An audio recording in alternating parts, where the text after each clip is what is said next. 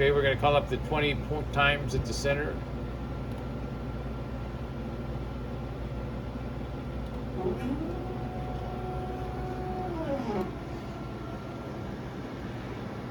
Our sample is a 70 micron wafer.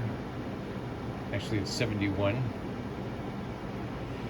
So it's going to measure 20 times, of course. The data will come over here.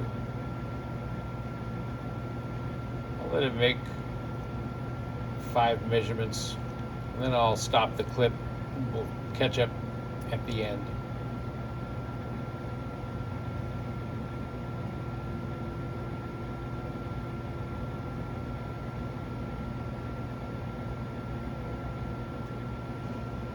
It's much more manageable with the video clips if they're the right length. So I'm gonna stop it here and we'll talk to you soon.